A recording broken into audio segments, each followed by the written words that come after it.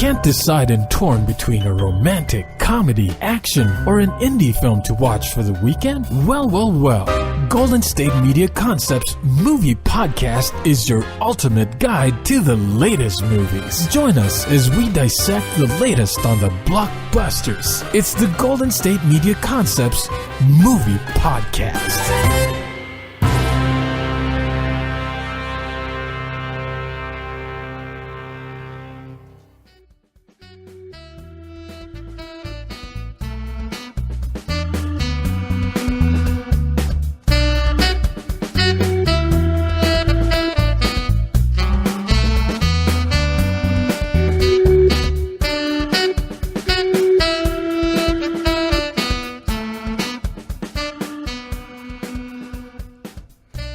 Hello and welcome to the GSMC Movie Podcast, brought to you by the GSMC Podcast Network.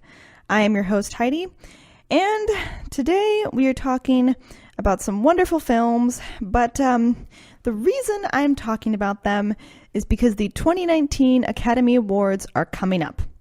And with the awards coming up, I have always loved the Academy Awards. I enjoy the red carpet fashion beforehand. I enjoy the show. I sometimes enjoy the host and the host's segments. And even though I'm aware that the watching of the Academy Awards, the popularity is going down, which probably has to do with multiple things. One, it's on cable, and I don't even know anyone who has cable anymore. But I still love watching it. Even though people maybe my age don't enjoy it as much, I really do. I really look forward to it. It's my favorite of the awards shows. And as I said, because it is coming up, I had to prepare, and so I am trying to watch as many nominated movies as I can. With that being said, I then looked over the list of Best Picture nominees, and honestly, I was afraid to watch some of them, particularly Roma and The Favourite. This fear relates to something that I have mentioned on the podcast before, and it's really a movie anxiety. Like, I get anxious going to see a movie, particularly dramas or thrillers or things like that, because of the possible negative and otherwise unsettling features that the film could produce.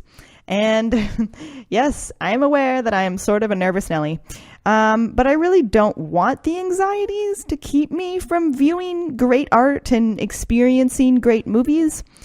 But unfortunately, it can. I mean, it sometimes does, but because the Academy Awards are coming up, I knew that I had to do it for the good of the podcast. I had to go see these two wonderful and incredible films. And so that brings us to today, where I will be talking about Roma and The Favourite, aka 4 hours of personal anxiety-induced sweating. Because let me tell you, if you were holding my hand at that time, it would have been slick. I will be starting off by talking about Roma, and this is one that's actually not in theaters. It's on Netflix. It came out in 2018. There has been a few showings of this film in select theaters.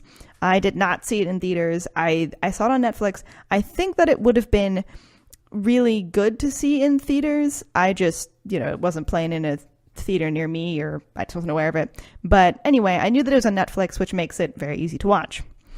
This film is directed by Alfonso Cuarón, who also wrote, produced, co-edited, and shot the film. Also, the cinematography is by Emmanuel Lubezki, who is a great cinematographer. He has also worked with Cuarón for a while. They've done other films together before. This film stars Yalitza Aparicio as Cleo, Marina de Tavira as Sofia, who is the mother of the family that this film focuses on. It also stars the children of this family, Diego Cortina Arucci, who plays Tonio, Carlos Peralta, who plays Paco, Marco Graf, who plays Pepe, and Daniela de Mesa, who plays Sof. And also there is Nancy Garcia as Adela, and Veronica R. Garcia, who plays the Señora Teresa, who is the grandmother of this family. You also have Fernando Grediaga as Antonio, who is the father of the family. And this film is set in 1970, like 71, and it is a semi-autobiographical take on the director Cuarón's upbringing in Mexico City. It follows the life of a live-in housekeeper of a middle-class family. Also, the film refers to the colonial Roma district of the city. That's where the family lives, and that's where the title Roma comes from, which I feel like if you just hear Roma, you're going to think it's like an Italian film, but it's not. It's set in Mexico. But the neighborhood does play, I feel like it's very, you can see it, and it's very visual. It stands out. The architecture and the layout of the film looks really interesting. And it does make sense that the title would refer to this neighborhood once I read about it, of course. So Roma had its world premiere at the 75th Venice International Film Festival. That was in August 2018. There, it won the Golden Lion, and it began a limited theatrical run in the United States in November 2018, and then went streaming on Netflix in December of 2018. This film has received numerous accolades, among them, in fact, 10 nominations at the Academy Awards, including Best Picture, Best Foreign Language Film, Best Director, Best Actress for the woman who plays Cleo Yalitza. Also, Best Supporting Actress, and that will go to Marina de Tavira. Of course, it'll go to her if she wins. And with the 10 nominations, it's tied with The Favourite as the most nominated film. So yes, we are talking about the two films that are the most nominated at the upcoming 2019 Academy Awards, which is pretty exciting. It won the Best Director and Best Foreign Language Film Awards at the Golden Globes, and Best Director and Best Picture at the Critics' Choice Awards. The film has also received 7 nominations at the British Academy Film Awards. So this film is very heavily critically acclaimed. I will say the critics have been just eating it up, and other cinephiles really, but I have not heard that much news about it from my peers. And I don't like hang out with a bunch of movie critics, so that's probably why I haven't heard of it. But I would say I haven't heard too much about it. I mean, honestly, probably because it's not a superhero movie is probably why I haven't heard many of my friends talk about it. But I was a little surprised about that because it's on Netflix, which I feel like, just people in my age bracket would be really just excited about a Netflix film that has been so critically acclaimed, but I had not heard much about it, at least from peers. Also, an interesting fact is that before being cast for the role as Cleo, Yalitza Aparicio, she had recently completed her graduate training in preschool education and had no acting experience or formal training in acting prior to this role. I read that, and that is surprising seeing her, but also not that surprising because she seems so natural in the role. It's very natural. I was so impressed by so many things that she did, but it doesn't seem actorly. Like, there are a lot of things, like in the movie Vice, for example, all of the actors, they're portraying these very big characters, like Christian Bale portraying Dick Cheney, but it felt very actorly, and very much like a person impersonating someone else. I really did not get that feel in this film. All of these actors and all of these roles felt very genuine and very raw and just amazingly real. So I would say that is very refreshing. And so I guess reading about this fact that Aparicio didn't have any acting experience before that, it's not that surprising. But she was really wonderful. Okay. I'm excited, I guess, to talk about this film, which is different from how I felt preparing to watch this film, mostly because I had heard different plot points about it, and I was just like, oh, it's so real. I don't know if I want to watch something so raw, which I will talk about a little bit later. One of the most immediately noticeable things about this film is the imagery. It's what I noticed as soon as the film started, and you just keep seeing it throughout the film, just until the end. It has so much imagery, and really, if you want to indulge your inner film critic, you easily can in this film. It's not like you're watching and you're like, oh, what does that mean? What does that mean? You watch it and you understand what it means. It's pretty approachable in that sense. For example, there is a scene when Cleo is walking up the stairs to the roof of a building, and it looks like she's just walking into the sky. And she's just like disappearing into the heavens, and it connects her to an angel, really. She seems like this heavenly being, not in the same way that Mary Poppins comes from the sky, but in a much more realistic way. She's very angelic. Also, throughout the film, you see airplanes in the sky just flying by. And these are just like these unattainable like gateways to heaven and just an escape from daily life. And like the idea of like the sky as being this escape, but in the film, all the characters are still just stuck where they are and stuck on the earth. Also there is continuous water imagery. It's so beautiful. Like it opens on imagery of water and it just keeps coming back. And also water is really a signature of the director's films. And to me, the water in this film, it feels like it's trying to wash things away that just keep coming back. It's just like the continual movement of life, the ebbing and the flowing. And also because water is a force that can like save you like from thirst, or it can carry you away in a current. And it's just this really powerful force that is displayed so beautifully and almost poetically. And it's just, you can't miss it. I feel like you can't watch this film and not see some of the little like moments like this, the little imagery and just the things that you can read into, you know, like when you're a child and you're in an English class and someone, you know, your teacher asks you like, all right, well, what does it mean by the fact that the curtains are blue or something? And you're a kid and you're like, I have no idea. That means nothing. That's just a color they chose. And it can feel that way sometimes, like when you're reading literature or something, or not to like diss on literature, but in other forms of art, sometimes you might be like, oh, well, that doesn't matter. They just did it randomly. But you really feel that watching this film, every single thing was purposeful. And that's masterful to see. Unlike, I felt like in Vice, I talked about the director, Adam McKay. It just felt like he had an overabundance of little movie tricks, like fourth wall breaking and narration and little things like that, that made it very clear the director was making a clear and purposeful choice. But it almost felt like he was being shoved down your throat, kind of like just a man behind the curtain, like turning little knobs and being like, all right, and now we're turning on cheekiness, you know, and like the audience is going to watch it. This felt like, and that in a way almost felt, not cruel, but it was very forceful.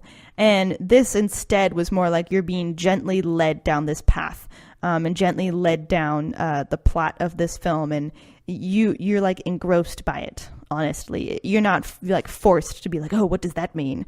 And you know, like you're being forced to watch Christian Bale talk to you while being Dick Cheney, which again, I liked Vice, so I'm not trying to like throw it under the bus, but this is just much more gentle and not difficult to understand. I'm not left questioning like, well, what did that mean? Like, I feel like it's pretty clear in a very beautiful way, not too obvious, but very well done.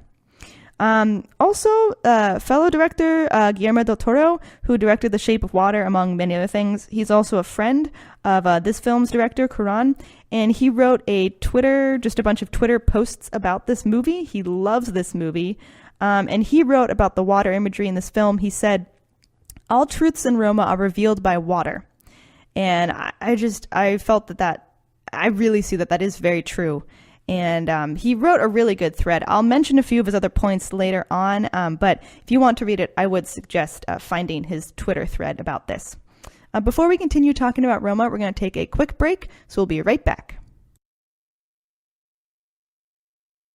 Want to know the latest and hottest music hitting the airwaves? Don't be left out. Listen to the Golden State Media Concepts Music Podcast. Keith keeps you on the loop with everything you need to know from pop, rock, hip-hop, and the top 40. And we'll throw in news of your favorite artists, concert and tour dates, and so much more. Listen no further, because this is the gold standard in music podcast.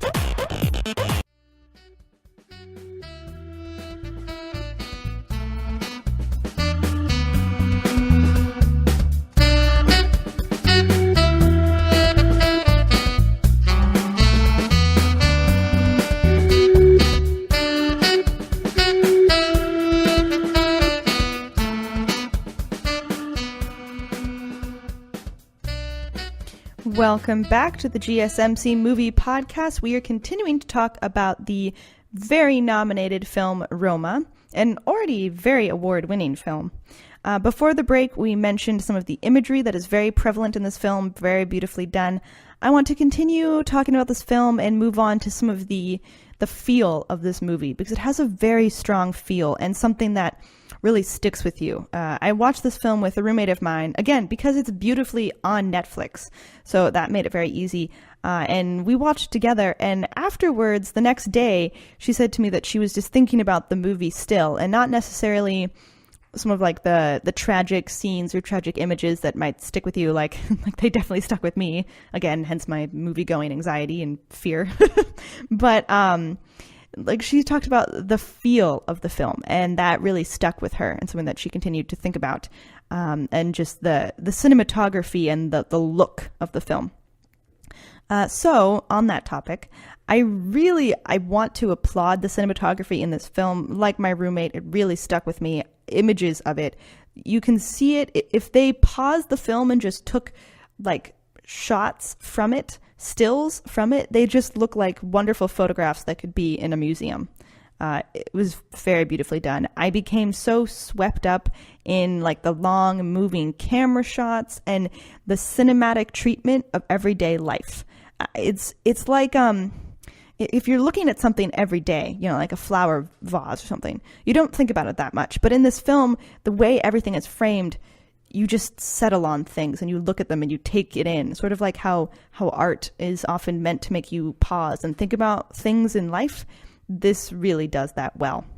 Also, this film was in black and white, which I did not expect, but was really nice. I really enjoyed. It feels like Italian cinema, which I have not seen as many people comment on this as I thought I would. It doesn't make me question if I'm getting a good handle on the feel of this film, because I really think I am. I think this is an under pointed out point.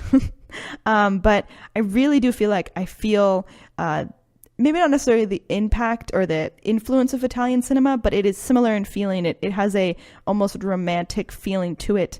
Not romantic in terms of like couple love, but there is a romance to it. And I think also because of the way it plays with memory often reminds me of Fellini and how he so often used his own memory of events in his films, similar to how this director did. And it makes me think heavily of Italian cinema. Also, this film just feels classic and already timeless.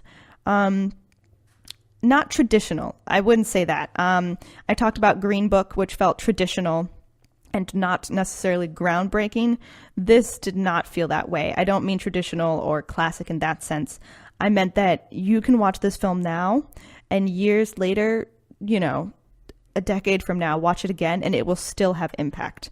I think it will really become a classic film that is like shown in filmmaking classes. I definitely could see that. Also, I wanted to talk about Cleo as a character. She is really quiet, and because of that, her most important feature are not her words, but like what she sees and what she does. And her quiet nature, it like allows the viewer to view themselves in her position. Kind of like how in a romance novel, the protagonist might be a very plain character so that the reader can then insert themselves as that character in the story and feel the story more intimately. I really feel that in this movie, Cleo, not because she's a boring character or because she does not have substance, but because she is quiet, and it allows us as well to take in what is going on around her more closely. And just, she's not like a wallflower that you feel you could just push her over. She's almost mystical in a way, but just in a way that feels approachable. She doesn't just lecture you about things. She's not too obvious about her points, but you see it in her eyes and in the way that she experiences the world. Also, about the feel of this movie, relating back to Guillermo del Toro's Twitter thread about this film, he wrote, "In every sense, Roma is a fresco, a mural, not a portrait. Not only the way it is lensed, but the way it scrolls, with long lateral dollies.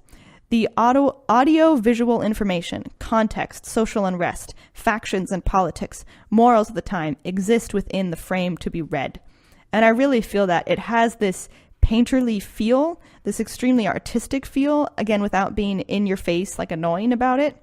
But it just, you can take it all in. in a really refreshing way. It felt refreshing. The whole film did. Moving on to another topic, I want to talk about the tragedy that is in this film. This is not an extremely joyful film. It's not even extremely funny. There are moments of humor, but not extreme humor, I would say. I've heard conflicting things about this, and I feel like I wouldn't say I'm a movie critic. I mean, I critique movies, but but casually. I honestly feel like this is kind of like tragedy porn. Kind of like how when people are like, oh, it's food porn, like you're just looking at really great images of food and it makes you hungry. This is like almost an overindulgence of tragedy. There are other movies that are worse, but I listened to a commentary about this film where they said it's on the edge of tragedy porn, where the character Cleo, she's not like completely overrun by this tragedy, but I feel like still I feel the overwhelming sense of tragedy and the sadness, and I really can't get over that. I also personally, I feel like in a way I've almost been conditioned to judge a movie about a foreign place or a foreign protagonist as sad. Like I just feel it'll be sad before I even see it. And I don't really know why this is. I mean, I haven't seen a ton of foreign films, but also it could be because foreign films are often more real and less like Hollywood glam, in my opinion. And so a lot of the pains that are portrayed in foreign films hurt more because the film is just more real, because it's more believable. It's easier to see it in a real life sense, and hence you feel it in a real life sense. You know, if a CGI thing happens in a superhero film, you don't necessarily feel that pain because it's so far from what our reality is. But I felt like in this film and in a lot of foreign films, the reality is so much stronger. It's just a bigger sense of it all. And so it makes the events resonate more, at least with me. So I guess that is kind of why I felt a lot of the tragedy of this film come through. Another thing in this film, it felt tragic, and like the whole film kind of did, but a particular part about it that did feel tragic was really the class divide. And there's like this divide between servant and like rich boss. Like there's this relationship, and that's kind of what the story is grounded in, because it is a live-in maid and nanny who is with this middle class but wealthier family than she is, and she serves them and serves the family, particularly the children. And it reminded me of like the servant versus like friend like line that I felt while watching Driving Miss Daisy. It made me question some of the love between the servant and the family characters. Like I still feel like the love existed, and the kids in the family often tell Cleo they love her, and not that I think that's untrue. But all of those feelings of love, they exist within a world that is separated by class. And I think because of that dynamic and that power imbalance, it made me question a little bit the love that was going on. And I feel like Cleo's character she's, what's the right word? She is honest and forthright, and I don't feel like she doesn't love the family. It's just, it all still exists within that like separation of class, and you really can't unsee that. Also related to this tragic feeling, I want to say all the men in this film are the worst. Like Furman, who is Cleo's kind of boyfriend, is the worst and is like a terrible example of man. Like he's just awful. And so really after watching this film, a big theme I thought of is gender roles. And in many ways, this film, it like opens the eyes of viewers to the particular sufferings of women, but it also displays and hence solidifies the traditional roles held by them. Cleo is the maid. She takes care of the children. She does domestic things. The mother in this film, she does not work. She stays at home. And like you see a lot of the struggles that they have. And I feel like this can really, again, is a great way to not make you over pity the characters, but it makes you see like the struggles that women, particularly women, suffer from, and some of the things that are done to women particularly. And I think some of that has to do with this is set in the 70s, so there are stricter gender roles, but it really solidifies like these are women, they do these things happen to them. And like then you see the men who are kind of the worst, but you're like, oh, these are men, they do these things, this is what men do. And it felt, very strict in that. I mean, I guess to ask a film set in the 1970s based off of someone's real like memories to break out of gender roles, it's probably asking too much. But I would just say it's something that it reminded me of. Also, the humor really comes kind of at the expense of stereotypes. Like the mother in this film is bad at driving, and so the humor, like most of the humor, kind of comes from those scenes, or of her bad driving, which is the stereotype of like women are bad drivers. And then the humor comes from like the showy nature of Cleo's kind of boyfriend Furman, and like how men are, like the stereotype of like men show off and try to impress women by doing all these things or whatever. In that the humor came at the expense of those stereotypes, really. Before I give my overall wrap up of this film and move on to talk briefly about The Favourite, we're going to take a quick break and we'll be right back. Tired of searching the vast jungle of podcasts? Now listen close and hear this out. There's a podcast network that covers just about everything that you've been searching. Hey! The Golden State Media Concepts Podcast Network is here. Nothing less than a podcast bliss with endless hours of podcast coverage. From news, sports, music, fashion, cooking, entertainment, fantasy, football, and so much more. So stop lurking around and go straight out to the Golden State Media Concepts Podcast Network. Guaranteed to fill that podcast itch. Whatever it may be. Visit us at www.gsmcpodcast.com. Follow us on Facebook and Twitter, and download us on iTunes, SoundCloud, and Google Play.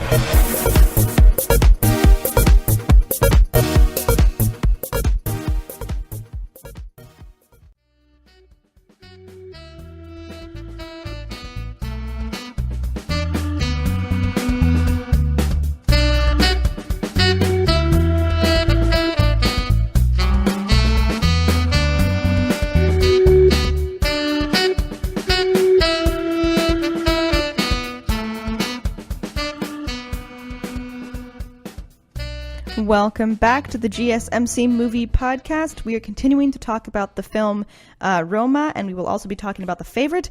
And there's so much content. I know I have to hurry up, but these films are so good. There's so much to talk about. Okay, overall, about Roma. This film you need to go see.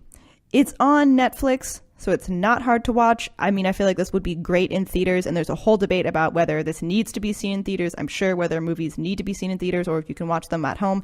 Whatever, I'm not going to get into it. You should see it. It's on Netflix. It's not hard to get. If you don't have Netflix, steal someone else's, like what we all do. We're all just using the same Netflix account of like an uncle or something. Please watch it.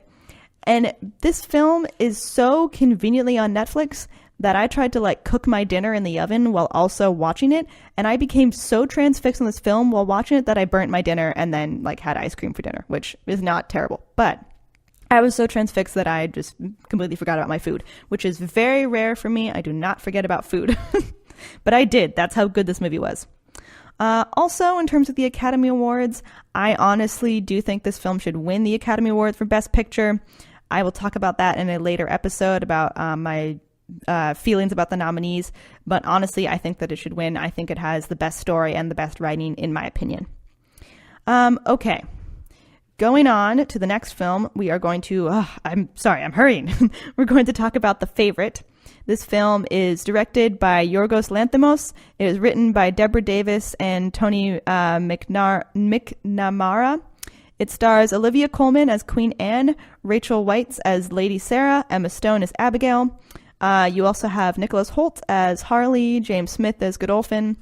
And this film is about the frail Queen Anne, who occupies the throne, while her childhood friend Lady Sarah advises her and does much of the governing. New servant Abigail arrives, and her charm endures her to the queen, creating a very titillating fight for Favourite. I just want to say this film will not help you get all the historical facts. It really goes more into the gossip and steamy details of a almost for sure made up queer love triangle. So if you're looking for hard history facts, this movie's not it. This does touch on the Whigs versus Tory political party kind of fight that was going on in the politics of England at the time. but even then, it doesn't get all the facts right. So I don't come to it for deep historical true facts. Okay, firstly, I want to talk about the acting. All three women in this film are nominated. Olivia Colman, who played Queen Anne, was great. Like, honestly, there's just this constant like twisting of how you feel about her, pity and sympathy, but then also like disgust and annoyance and kind of anger about. But she plays it so well. I think all of the actresses in this film are great. I think Olivia Colman was the best. I mean, she's a great actor, so that's not a surprise, but she was spectacular. Also, Emma Stone was great. Like, the thing with her character, though, is I wish I could have seen a little bit more about her turn, really, because she has this great character development of this very honest and good character to a power, like hungry, like sort of tricky, I'm not kind of evil character. And I mean, this is a movie and it's already pretty long. And it's not a TV show, you know, it's not like Game of Thrones where we can just spend like multiple seasons like developing a character, but I wish I had seen more. That's a minor critique, but I wish I had seen more. Also, because Emma Stone is so good in this role, I kind of like just wanted to see her act more.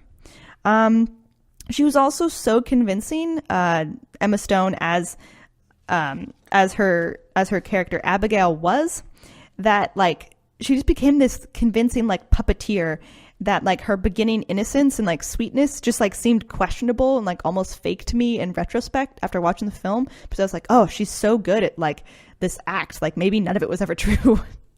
I don't know, but it was really good. And the acting for the men in this film are so ridiculous, like the wigs, the makeup, they have duck races, like the men are almost irrelevant to this film. But yeah, it's just if you like want to see like just indulgence of wigs and powdered faces, then yes, you will see that here. It's pretty funny.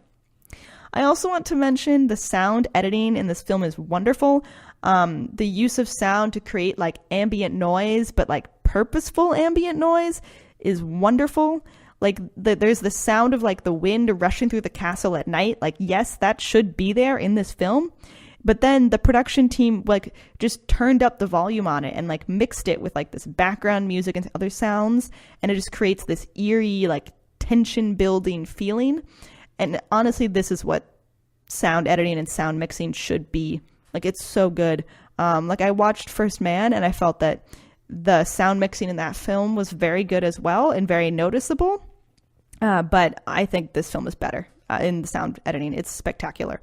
Also, if you were interested in sound, after you hear after the credits roll, as the credits are rolling, there's like music, but then if you stay, like I believe maybe halfway through the credits, they just play this wonderful mix of sound. It's like this beautiful ambient, like springtime noise mixed just wonderfully. And if you're in a theater, you know, it's just like all around you.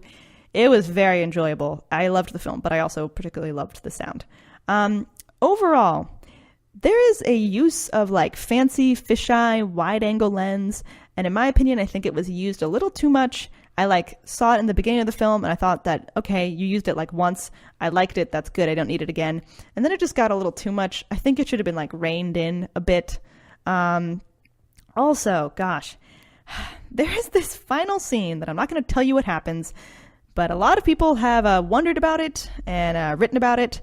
But it left me wondering what it meant and like trying with all my might just to pull like artsy meaning from it, which I got my own meaning from it. And I didn't dislike the ending scene, but I didn't love it either. And I don't know, there are theories about what it means. I think it's interesting. I saw it with my boyfriend at the end. I said, what do you think of the final scene? He gave me what he thought it meant. And then it was very different from what I thought it meant. Not very different, but it was different from what I thought it meant. And I just feel like it leaves a lot open to interpretation, which isn't bad. But I will say I didn't love it either. It definitely had moments of like, this film is trying to be too artsy for me. And that was kind of annoying. Like, it's trying to show off how artsy it is in ways that are a bit unnecessary. Like, I felt Roma did some of the impressive artistic moves better without it being annoying in my face. Also, the queer love scenes in this film are not gross or overindulgent, and they complement like the plot and the power struggle between the characters. It's not just fan service. I thought that was really well done. Overall, you should go see this film. I believe it's still in theaters. You should definitely go watch it. And I'm also glad that I got to talk about Roma and The Favourite, that are really two films, both like led by amazing actresses, and both films that are just great works of art that should be viewed. So I think that's a win for the women. But this film was wonderful. Roma is wonderful. Please see both.